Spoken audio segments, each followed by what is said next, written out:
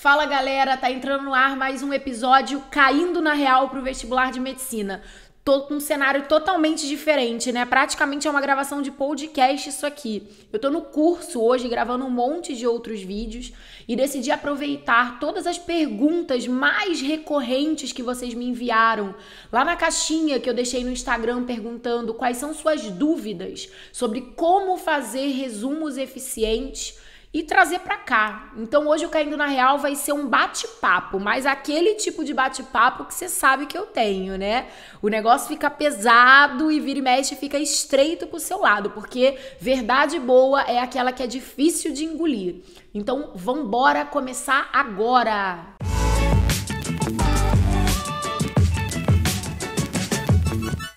Bom, vamos começar o vídeo definindo o que são resumos eficientes. Resumos eficientes são aqueles pequenos o bastante para que você dê conta de facilmente, acesso rápido, revise todos os conteúdos que são mais relevantes para você mandar muito bem nas suas provas de vestibular. Isso é um resumo eficiente. Ele tem que ser simples, direto, sintético, afinal de contas é um resumo, não é um manual, não é um livro, não é uma bíblia do conhecimento. E ele tem que trazer os conteúdos que efetivamente são mais relevantes. A sensação que eu tive quando vocês mandaram as perguntas é que vocês estão completamente cegos, assim, tipo, perdidos. Cego no tiroteio, como se diz, tá bem por aí. Vocês estão, assim, com uma sensação de eu não sei o que eu tô fazendo, eu não tenho a menor noção se o que eu tô fazendo é um resumo, não é um resumo, é eficiente, não é eficiente, que eu fiquei meio de cabelo em pé, assim,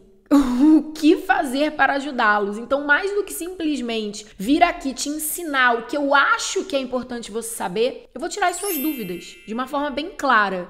O que tá pegando aí do outro lado? Inclusive, se você tiver alguma dúvida que eu ainda não consiga ter respondido nesse vídeo, é só você deixar aqui nos comentários pra mim, que eu vou ler todos os comentários e responder as dúvidas pra vocês. Mas vamos junto que eu acho que vai dar bom. Geralmente o problema de um é um problema da maioria. A primeira pergunta que eu separei aqui pra gente conversar foi enviada pela Maria G. Vaz, que ela perguntou assim: só consigo resumir através de palavras-chave, porque tudo pra mim num texto é importante. Esse problema é da Maria, é da Joana, é da Luana, é da Priscila, é do Lucas, é de praticamente todo vestibulando. Carol, como é que eu sei o que de fato é relevante, é importante para colocar no meu resumo? Eu tenho vontade de escrever tudo. E se você é desse tipo, que o seu resumo é mais completo que a própria aula do professor, é mais completo que a apostila, que o livro. Eu tenho um aluno que o que ele chama de resumo é um manual que tem 30 linhas para sintetizar uma apostila de 10 páginas, ou seja, ele consegue produzir no resumo dele mais conteúdo do que ele já encontra no próprio material de apoio que ele recebeu. Gente, isso não é resumo. É muito importante que sim, o seu resumo seja feito baseado em palavras-chave, tópicos, setas, esquemas. Se você faz resumo transcrevendo aula, se você faz resumo transcrevendo parágrafo de livro, você não tá fazendo resumo. Você tá fazendo qualquer outra coisa que eu não tenho a menor ideia de como você poderia chamar. A gente pode fazer, inclusive, um concurso de possíveis nomes para esse troço que tu faz e pensa que é resumo. Mas resumo não é. O principal objetivo de um resumo é que ele seja um material de fácil acesso para revisão. Você acha que você vai dar conta de algum dia voltar nessa bíblia de 30 páginas que você escreveu para um único capítulo de história? Você não vai. Eu tô olhando assim bem no teu olho agora para te falar que você não vai. Então ele perdeu completamente a utilidade. Sim, palavras-chave, tópicos, setas, esquemas. Bem simples. Próxima pergunta. Essa pergunta agora foi da Lali. Você acha que é necessário fazer resumo de todos os conteúdos ou os mais recorrentes? What? Todos os conteúdos? Só se você ficar 5 anos fazendo resumos e lá pelo 6º você começar de fato a prestar vestibular. Gente, impossível. E mais do que impossível em termos de tempo, né? Porque tem um monte de aluno de primeiro ano, segundo ano, que tem uns Instagrams lindíssimos, inclusive. Então, eles têm um tempo que é totalmente diferente de você que tá fazendo vestibular de medicina.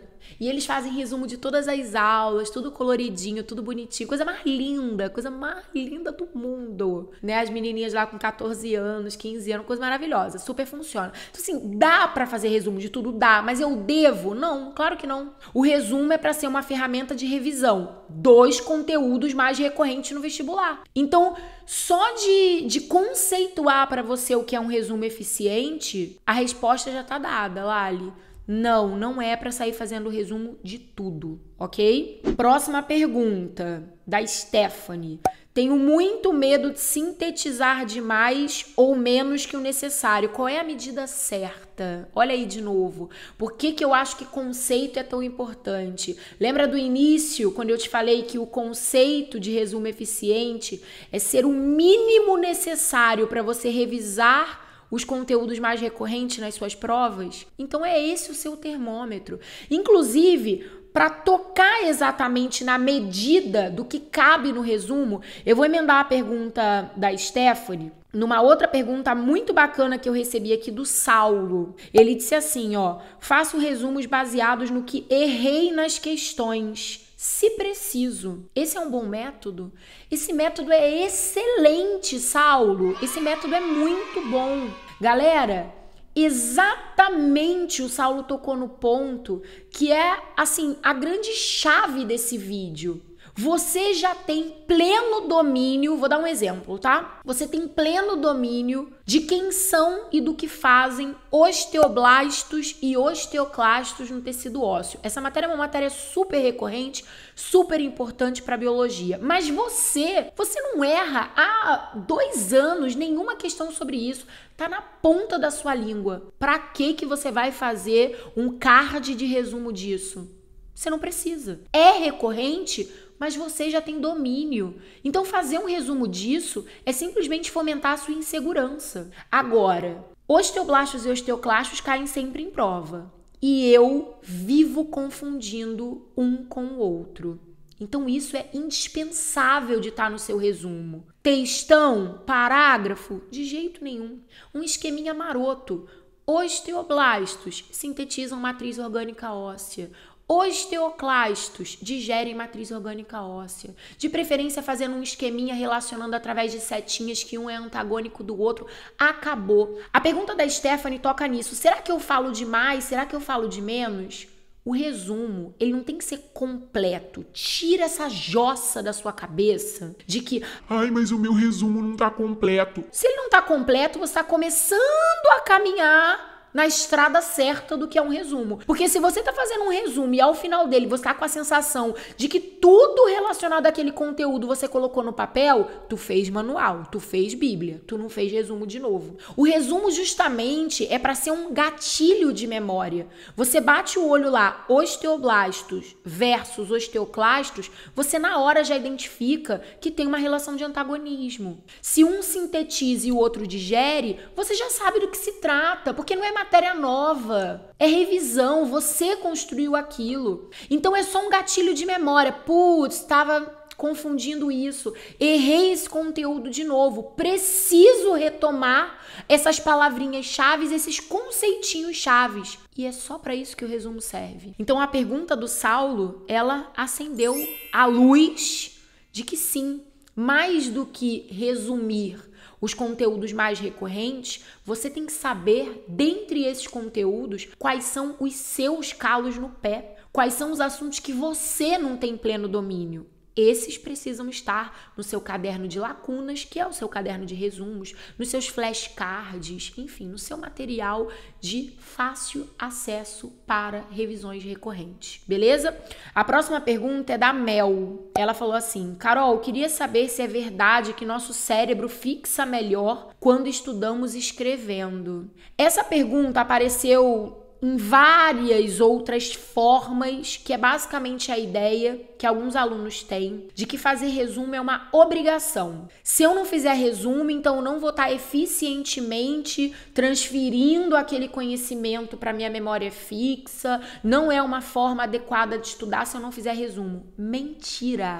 Isso é um mito. Resumo não é uma ferramenta obrigatória de estudos. Eu tenho vários alunos que são super eficientes em resultados e eles não fazem resumo.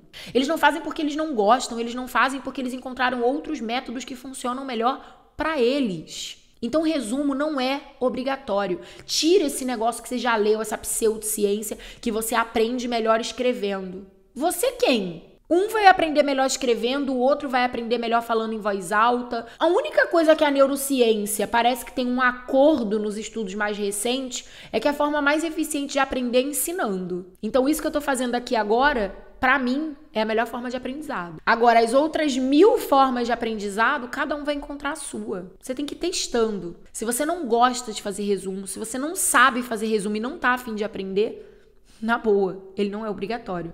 Tem várias outras formas, tá? Vamos lá, próxima pergunta. Mariana Júlio. Posso substituir o resumo pelo caderno? Não. Só se for o caderno de lacunas, mas eu tenho certeza que não foi isso que a Mari quis dizer. A Mari fez uma pergunta que apareceu também aqui mais umas 30 vezes. Carol, eu posso considerar que o caderno de anotações que eu fiz durante a aula assistida já é o meu resumo? Não, você não pode.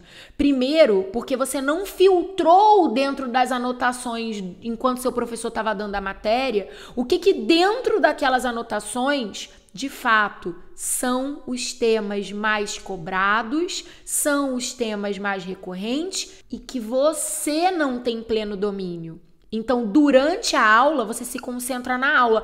Ah, mas eu gosto de anotar para me manter concentrado. Então, o foco não é fazer resumo. Se você é o tipo de aluno que tem muita facilidade da cabeça ir e voltar, dispersar durante a aula, e você gosta de assistir a aula anotando para aumentar o foco, a atenção na aula, cara, isso funciona mesmo. Te juro que funciona. Mas não confunda as anotações de aula com resumo. Ah, mas eu gosto de depois dar uma lidinha nas minhas anotações de aula antes de fazer os exercícios ou depois de fazer os exercícios. Funciona? Claro que funciona. É um método de estudo. Só não se chama resumo.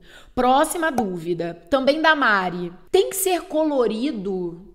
Não tem que ser nada. Eu não sou obrigada a nada nessa vida, nem você. Não tem que ser. O resumo não é obrigatório, tampouco fazer resumo colorido. Tem que fazer com letra de Instagram, tem que fazer colorido, tem que usar King Color. Não, tem que ser com estabilo, não pode ser com aquela canetinha mais baratinha do camelô. Gente, não tem que nada. Você vai fazer do jeito que você gostar. Eu já tive alunos que faziam resumos super eficientes com uma letra toda agarranchada e tudo de caneta Bic azul. E eu já tive alunos que tinham uma habilidade inata de uma letra super artística e o ato de colorir para eles não era nem uma perda de tempo, porque era quase um momento de relaxamento. Não tem gente que vai relaxar o estudo do dia assistindo um episódio de uma série favorita? Eu já tive aluno que relaxava pintando. Aliás, pintar é altamente relaxante, desenhar é altamente relaxante. Então, o momento de lazer dele era ficar ali colorindo o resumo. Mas era lazer, não era estudativo, não. Porque o ato de construir o resumo contribui muito pouco para o seu estudo ativo. Por isso que eu digo que você tem que ser o mais rápido e o mais sintético na construção do resumo. Porque o resumo começa a fazer muito sentido na sua vida depois de feito. Quando você pode pegar ali ele, ó, a mão rapidinho para dar aquela lidinha e reacender a sua curva de esquecimento. É isso. Próxima pergunta, da Júlia Saldanha. Normalmente fico com medo de esquecer algum detalhe e acabo colocando muita coisa. Qual é o nome disso? Insegurança. Ah, mas e se o meu resumo não tiver tudo o que eu preciso e em algum momento eu quiser aprofundar naquele conteúdo? É para isso que você tem sua apostila. É para isso que existem os livros, quiçá o Google. Tira essa preocupação de que o seu resumo tem que ter tudo. Não, o seu resumo tem que ter apenas o básico, o simples e o que você sabe que toda hora você esquece, que toda hora cai, tá? Próxima dúvida, da Beatriz. Resumos são ideais para humanas e natureza? resumos são ideais para qualquer matéria que você sinta a necessidade de criar resumos. Exemplo, cara, eu me dou super bem estudando história sem fazer resumo. Eu assisto a aula, eu faço meus exercícios, eu corrijo meus exercícios, faço meu autodiagnóstico e acabou. Resolvi, voltei pontualmente ali na apostila, na anotação, não tenho necessidade nenhuma de fazer resumo e já tenho um percentual de acertos super elevado. Preciso fazer resumo, tipo, porque se eu não fizer, o Deus da aprovação vai me punir? Hello, claro que não. Um outro aluno pode falar, pô, Carol, só consigo fixar os conteúdos de história quando eu faço links através de palavras-chave, até porque memória depende muito de links, né? As coisas precisam fazer sentido. Lembra do vídeo de memória? Que repetição é um gatilho muito potente para sua memorização? Só que não é repetição, tipo lé com cré. As coisas têm que ter sentido. E no resumo, quando você coloca as palavras-chave, quando você coloca os esquemas, quando você coloca as setas, quando você coloca os tópicos, você traz sentido para aquele monte de conteúdo. E aí funciona assim, totalmente. Bom, vamos para a última pergunta agora. Já sei que você vai falar ai, que triste. Então aproveita, já se inscreve no canal, já ativa o sininho da notificação, já compartilha o vídeo com todos os seus amigos, entendeu? Que semana que vem, com certeza, a gente vai estar aqui de volta. A última pergunta é a melhor pergunta. Óbvio, né? O melhor sempre fica pro final. Foi uma perguntinha assim, ó. Fazer resumos antes ou depois dos exercícios? Cara, eu vou te ensinar uma parada agora que talvez vá mudar a sua vida. De verdade. A maioria dos alunos faz resumo antes de iniciar os exercícios.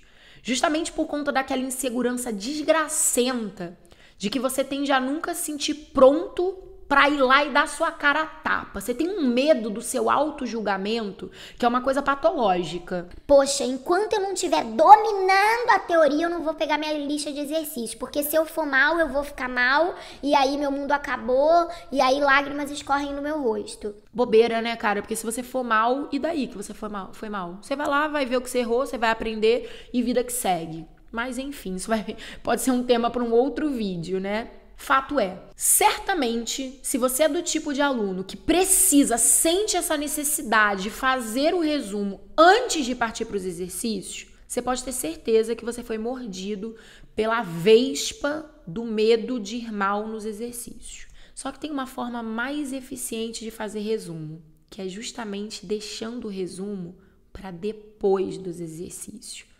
Porque quando você faz os exercícios primeiro, então você vai lá, assistiu sua aula, né? No máximo bateu aquele olhinho rápido ali nas anotações da aula ou na apostila, sem medo de ser feliz, sem medo de ser infeliz, cai para dentro dos exercícios. Faz aquela lista bonita que você tem pela frente. Os pontos em que você se sente mais inseguro, as questões que você erra e que vão estar devidamente muito bem sinalizados no seu autodiagnóstico, que você me acompanha aqui toda semana, você é um escudeiro fiel do Caindo na Real, você já sabe o que é o autodiagnóstico. Eu vou te falar que a partir do que aparece no teu autodiagnóstico, o sinal tá dado, gente. São esses os conteúdos mais relevantes para você colocar no seu resumo, no seu mapa mental, no seu flashcard.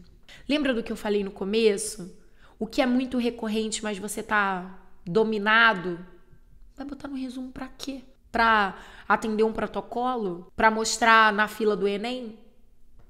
Agora, peguei os exercícios, identifiquei quais são os conteúdos que não estão devidamente sólidos, identifiquei uma determinada questão que caiu 5 vezes nesse capítulo. Caramba, esse assunto cai pra caramba, hein?